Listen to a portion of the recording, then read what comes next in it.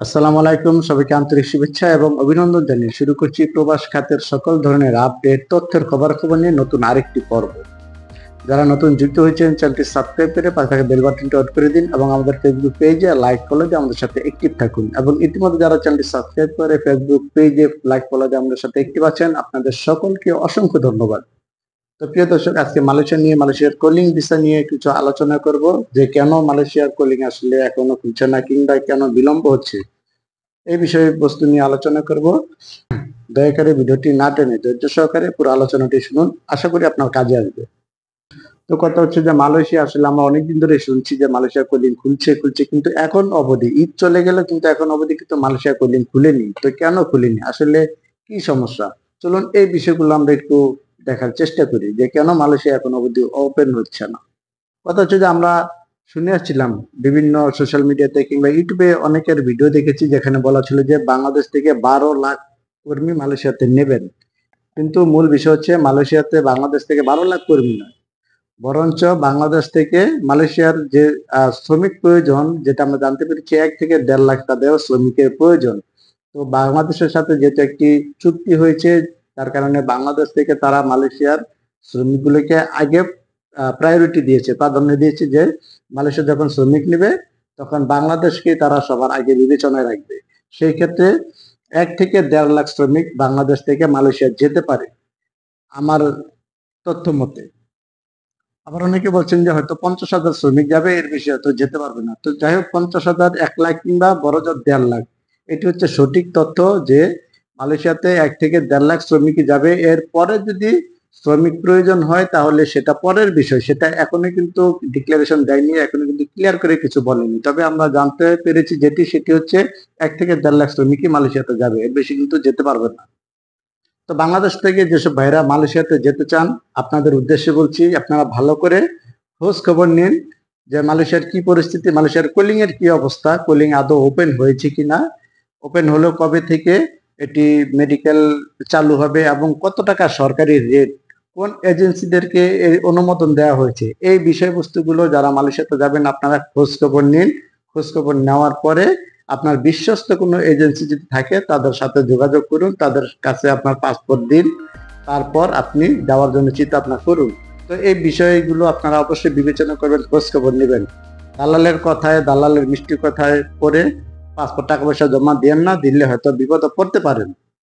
তো আগে এই বিষয়গুলো একটু খোঁজ খবর নিন, হ্যাঁ, তারপর আপনার পাসপোর্ট জমা দিয়েন। এবং হচ্ছে খরচের যে বিষয়টি রয়েছে সেটি অনেক এজেন্সি হয়তো 4 লাখ, 5 লাখ বা 3 লাখ এরকম একটা আইডিয়া দিচ্ছেন, কিন্তু সত্য কথা হলো যে বাংলাদেশের সরকারের পক্ষ থেকে এরকম আনুমানিক কোনো খরচের বিষয়ে আনুমানিক কোনো তথ্য আমরা পাইনি এবং কেউই পাইনি। তো অনেক দালাল আছে যারা মিষ্টি কথায়, হ্যাঁ, আর যারা সাধারণ শ্রমিক আছে তাদেরকে বলেন যে এত টাকা খরচ হতে পারে, সেই ক্ষেত্রে পাসপোর্টটা জমা নিতেছেন, সাথে কিছু টাকা নিতেছেন, পরবর্তীতে কিন্তু আপনারা বিপদে পড়ে যাবেন। তো যারা যাবেন তারা একটু ধৈর্য ধরুন, ভালো করে খোঁজ খবর নিন যে আদৌ কলিং ওপেন হয়েছে কিনা, কোন কোন এজেন্সিদেরকে অনুমোদন দিয়েছে, কোন এজেন্সির মাধ্যমে মালয়েশিয়াতে শ্রমিক যাবে, এই বিষয়গুলো আপনারা আগে কনফার্ম হয়ে নেবেন।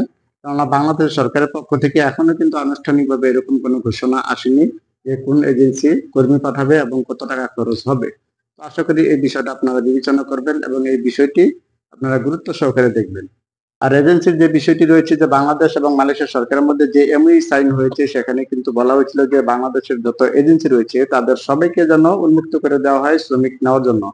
কিন্তু বিগত কলিং এ অনেক এজেন্সি রয়েছেন যারা বাংলাদেশ থেকে শ্রমিক পাঠিয়েছেন, পাঠানোর পরে সেই শ্রমিকরা কাজ ঠিকমতো পায়নি কিংবা যে কোম্পানিতে গিয়েছেন সেই কোম্পানি ঠিকমতো পায়নি। অর্থাৎ যেই সব এজেন্সির নামে দুর্নীতির অভিযোগ রয়েছে কিংবা অনিয়মের অভিযোগ রয়েছে, সেই এজেন্সিগুলোকে এবার হয়তো তারা সাইডে রাখবেন। অর্থাৎ যতগুলো এজেন্সি লিস্ট বাংলাদেশ থেকে পাঠানো হয়েছে তারা সেখান থেকে যাচাই বাছাই করবেন যে কোন কোন এজেন্সির বিরুদ্ধে অভিযোগ রয়েছে, সেই এজেন্সিগুলোকে বাদ দিয়ে হয়তো সেগুলোকে ব্ল্যাক লিস্টে দিয়ে দিতে পারেন। সেই এজেন্সিগুলোকে ব্ল্যাক লিস্টে দিয়ে হয়তো কিছু এজেন্সি যেগুলো সঠিকভাবে সঠিক পদ্ধতিতে মালয়েশিয়াতে কর্মী পাঠিয়েছিলেন এবং সেই কর্মীরা কথা মতো কাজ পেয়েছেন এবং এখন অবধি তারা কাজ করছেন সেখানে। এরকম বিশ্বস্ত যে এজেন্সিগুলো রয়েছে হয়তো এরকম এজেন্সি কিছু তারা বাছাই করবেন। বাছাই করার পরে মালয়েশিয়ার যে শ্রম বাজারটি রয়েছে, এই কলিং এর যে শ্রম বাজারটি, এই কলিং এর শ্রম বাজারটি হয়তো এই বিশ্বস্ত কয়েকটি এজেন্সির হাতে মালয়েশিয়া তুলে দিবেন, যার জন্য একটু বিলম্ব হচ্ছে। তারা যাচাই বাছাই করছে এজেন্সিদেরকে নিয়ে, যে কোন এজেন্সির বিরুদ্ধে অনিয়ম রয়েছে এবং কোন এজেন্সিগুলো ভালো। তো যেগুলো অনিয়ম রয়েছে সেগুলিকে বাদ দিয়ে যে এজেন্সিগুলো ভালো বিশ্বস্ত, সেই এজেন্সিগুলিকে বাছাই করে তারপর মালয়েশিয়ার কলিং এর যেই বিষয়টি, যে শ্রমবাজারটি, সেই শ্রমবাজার দায়িত্ব তাদের হাতে তুলে দিবেন। তো এখন আনুষ্ঠানিকভাবে আসলে এজেন্সিদেরকে নিয়ে সেরকম ফাইনাল কোনো সংবাদ আসেনি। অতএব দালালের কথায় আপনারা প্রতারিত হবেন না কিংবা কান দিবেন না। আপনাদের যদি কোনো ভালো এজেন্সি পরিচিত থাকে, আগে খোঁজ খবর নিন, সেই এজেন্সি সম্পর্কে জানুন যে সে এজেন্সি সরকারের লাইসেন্সভুক্ত এজেন্সি কিনা, তার সরকারি লাইসেন্স রয়েছে কিনা এবং সেটি ঠিক আছে কিনা যাচাই বাছাই করুন। করার পর আপনি বড়জোর আপনার পাসপোর্টটি এখন সেই এজেন্সিকে জমা দিতে পারেন। কেননা যখন কলিং চালু হয়ে যাবে, মেডিকেল সেন্টারের যে লিস্ট, সেই লিস্ট যেহেতু চলে আসছে, তাহলে যখন কলিংটা ওপেন হবে তখন কিন্তু মেডিকেলের জন্য সবাই হুমড়ি খেয়ে পড়বে, তখন কিন্তু একটা বিশৃঙ্খলা সৃষ্টি হতে পারে। সেই জন্য ভালো পরিচিত বিশ্বস্ত এজেন্সি থাকলে তাদের কাছে আপনার পাসপোর্টটি জমা দিতে পারেন। আপনার মেডিকেলের কাজটি যেন এগিয়ে থাকে, সেজন্য যেন কলিং ওপেন হলে আপনাকে মেডিকেলের জন্য কোনো চাপে পড়তে না হয় কিংবা হুমড়ি খেয়ে পড়তে না হয়। সেজন্য বিশ্বস্ত ভালো যদি এজেন্সি থাকে, অবশ্যই আছে, অনেক এজেন্সি আছে যেগুলো খুবই ভালো, খুবই বিশ্বস্ত, তারা খুব সঠিকভাবে খুব সুন্দরভাবে কাজ করে। সেই এজেন্সিদের সাথে সরাসরি যোগাযোগ করুন। সরাসরি যোগাযোগ করে আপনার পাসপোর্ট তাদের কাছে জমা দিন এবং মেডিকেল করার পরে যদি আপনি ফিট হয়ে যান, তখন হয়তো সিকিউরিটি বাবদ তারা 50,000 টাকা চাইতে পারে। তখন আপনি 50,000 টাকা দিলেন, বাদ বাকি ভিসা আসার পরে বাদ বাকি টাকা আপনি দিলেন। এর ভিতরে এজেন্সি কতজন এজেন্সি কর্মী পাঠাতে পারবে, কত টাকা খরচ হবে, এটি অবশ্যই প্রকাশ হয়ে যাবে। তখন সেই অনুযায়ী আপনি স্টেপ বাই স্টেপ আপনি তখন পদক্ষেপ নিতে পারবেন। এটি আপনার জন্য সহজ হবে। তো আমি বড়জোর আপনাদেরকে, যারা মালয়েশিয়াতে যাবেন, আপনাদেরকে এতটুকুই সাজেস্ট করব যে ভালো বিশ্বস্ত কোনো এজেন্ট থাকলে আপনার পাসপোর্টটি আপনি জমা দিয়ে রাখতে পারেন, যেন মেডিকেল শুরু হওয়ার সাথে সাথে কোনো বিড়ম্বনায় না পড়েন, কোনো ঝামেলায় না পড়েন, যেন সবার আগে আপনি মেডিকেলের সিরিয়ালটি পেয়ে যান। এই জন্য আপনি পাসপোর্টটি জমা দিয়ে রাখতে পারেন। অতএব যারা মালয়েশিয়াগামী শ্রমিক রয়েছেন, ভালো মতো খোঁজখবর নিন। ভালো কোনো এজেন্সি থাকলে তাদের কাছে আপাতত পাসপোর্টটি জমা দিয়ে রাখতে পারেন এবং মালয়েশিয়ার কলিং বিষয়ে ভালো করে খোঁজখবর নিন। আমি বারবার বলছি, ভালো করে খোঁজখবর নিন, জানুন, শুনুন, বুঝুন, তারপর আপনার ডিসিশন নিন। তো যাই হোক, আমরা আশা করেছিলাম যে ঈদের পরে হয়তো কোনো রেজাল্ট চলে আসবে। ঈদ মাত্র শেষ হলো, তো আশা করি আগামী 15-20 তারিখের ভিতরে হয়তো ফাইনাল কোনো রেজাল্ট আমরা পেয়ে যাব। এর ভিতরে হয়তো কলিং এর সমস্ত কার্যক্রম শুরু হয়ে যাবে। অলরেডি সবকিছু রেডি হয়ে আছে, শুধু সিস্টেমের কাজগুলো বাকি রয়েছে। এজেন্সি এবং যে খরচের বিষয়, এটি চূড়ান্ত হয়ে গেলে সিস্টেমে চলে যাবে, সিস্টেমের কাজকর্ম তখন চালু হয়ে যাবে। তো আমরা আশা করতে পারি যে 15-20 তারিখের ভিতরে হয়তো মেডিকেলের কাজ চালু হয়ে যাবে, শুরু হয়ে যাবে। প্রিয় দর্শক, আজকের আলোচনার যে বিষয়বস্তুটি সেটি আমি আরেকবার হাইলাইট করছি, সেটি হচ্ছে আসলে মালয়েশিয়াতে অনেকেই বলছেন যে 12 লাখ শ্রমিক যাবে। বিষয়টি এরকম নয়, 12 লাখ শ্রমিক নয়, বরঞ্চ 1 থেকে 1.5 লাখ শ্রমিক যাবে, এর বেশি নয়। এবং এখনো এজেন্সি কনফার্ম হয়নি, এখনো কিন্তু কলিং ওপেন হয়নি। এজেন্সি কনফার্ম হয়ে গেলে কলিং ওপেন হয়ে যাবে এবং তখন আমরা খরচের বিষয়টিও জানতে পারবো। খরচের বিষয়টি অটোমেটিক সামনে চলে আসবে, সরকারের পক্ষ থেকে জানিয়ে দেওয়া হবে যে মালয়েশিয়া যেতে কত টাকা খরচ হবে। এবং মেডিকেলের যে বিষয়টি, অনেকে মেডিকেল করে ফেলছেন অলরেডি।